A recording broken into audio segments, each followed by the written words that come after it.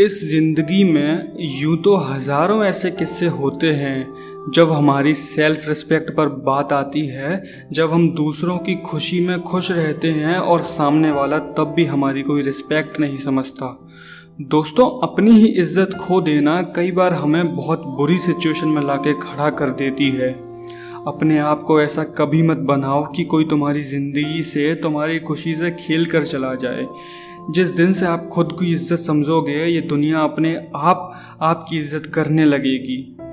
आपका अपनी नज़रों में ही खुद को इग्नोर करना दूसरों को ये बोलने का मौका देता है कि आप किसी चीज़ के लायक ही नहीं हो या आपके साथ तो ऐसा ही होना था।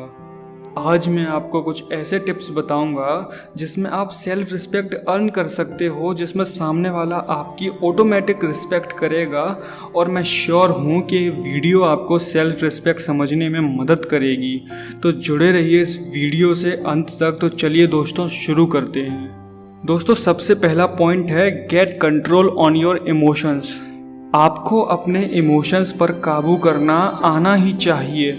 अक्सर हम किसी को प्यार का एहसास दिलाते वक्त या दोस्ती निभाते वक्त ये भूल जाते हैं कि सामने वाले की नज़रों में हमारी कुछ अहमियत है भी या नहीं। हम अपनी तरफ से तो लगे होते हैं पूरे एफर्ट्स लगाने में कि हमारे साथ रहे, हमें समझे, पर सामने वाला किसी और को ही अपना सारा टाइम देने में लगा होता है। देखो यार, सिचुएशन कोई भी हो, आपको किसी भी हाल में अपने इमोशंस नहीं खोने चाहिए। ना तो आपको किसी के दुख में रोना चाहिए, ना ही आपको किसी को खुश रखने में एफर्ट्स लगाने चाहिए। पहले आप ये देखो सामने वाला आपको कितनी तवज्जो दे रहा है, वो आपको समझ भी रहा है या नहीं। अगर आपको किसी से प्यार है, किसी से नफरत है, किसी सिचुएशन में सैड हो, किसी सिचुएशन में आप बहुत खुश हो, तो हर एक सिचुएशन में अपने इमोशंस पर कंट्रोल करना सीखो। किसी भी सिचुएशन में बह जाना सामने वाले की नज़रों में आपकी एक ऐसी इमेज बना देता है कि उन्हें लगता है कि इसका हमेशा से ऐसा ही है। जबकि आप जब ज़्यादा हंसते नहीं हो और किसी दिन कभी जब लोग आपको किसी बात पर बहुत खुश देखते हैं तो ज़्यादा तारीफ़ करते हैं, क्योंकि उससे पहले उन्होंने आपको सिर्फ हल्की सी मुस्कान के साथ देखा होता है। इसलिए हर इमोशन में खुद को संभालना आना चाहिए। इसके बाद है दोस्तों, stop quitting when it's hard. मतलब कोई भी काम जो लोगों को लगता है कि आप नहीं कर सकते, उस काम में अपना 100% दो, ताकि सामने वाले की बोलती बंद हो जाए। लोग हर वक्त उस काम को नामुमकिन बोलते हैं जो वो खुद नहीं कर सकते। आप किसी भी ऐसे बंदे को पूछो जिसे स्विमिंग नहीं आती हो, तो वो स्विमिंग को बहुत मुश्किल बताएगा। आपको जो भी काम करना है ना यार, उसका डिस्कशन उन लोगों से कभी मत करना जिनका उस काम से कोई लेना देना ही ना हो। वो तुम्हें बताएंगे तो कुछ भी नहीं और उस काम से भटकाने की पूरी कोशिश करेंगे। इस दुनिया में कोई भी काम नामुमकिन नहीं होता, और मुश्किल भी सिर्फ तब तक होता है जब तक उस काम को करने में आपने पहला कदम नहीं बढ़ाया हो।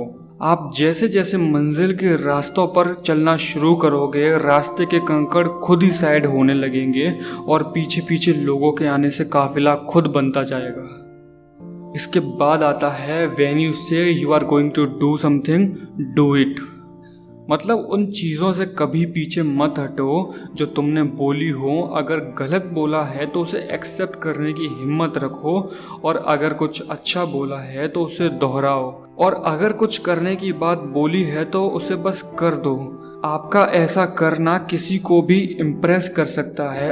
आपका एटीट्यूड, आपका खुद को प्रेजेंट करना आपकी ताकत को बढ़ावा देता है। और दुनिया हर उस इंसान की फैन होती है जिसमें कुछ कर दिखाने की ताकत होती है। आपकी किस्मत आपको बार बार ऐसे मुकाम पर लेके आएगी जहां आपकी रिस्पेक्ट पर बात आएगी, जहां आपको लगेगा कि अब ज़्यादा हो रहा है। तो ऐसे टाइम पर उस जगह को खुद छोड़ देना चाहिए, क्योंकि खुद के ऊपर आई बात को अगर आपने इग्नोर किया तो ये आपकी आदत बन जाएगी, और फिर लोग हंसी मजाक में भी ऐसी बात बोलने लगेंगे जो आपकी रिस्पेक्ट पर धब्बा बनेगी। इसलिए इससे पहले कि उनकी कही बात आप पर तीर की तरह लगे, इन तीरों को ही तोड़ दो, ताकि उनके पास कुछ ऑप्शन ही ना रहे आपको कुछ कहने का। दोस्तों आई होप आपको इन बातों से सेल्फ रिस्पेक्ट की वैल्यू समझ आई होगी। आपको ये वीडियो पसंद आई होगी। वीडियो पसंद आया हो तो लाइक करो, कमेंट करो और शेयर करो।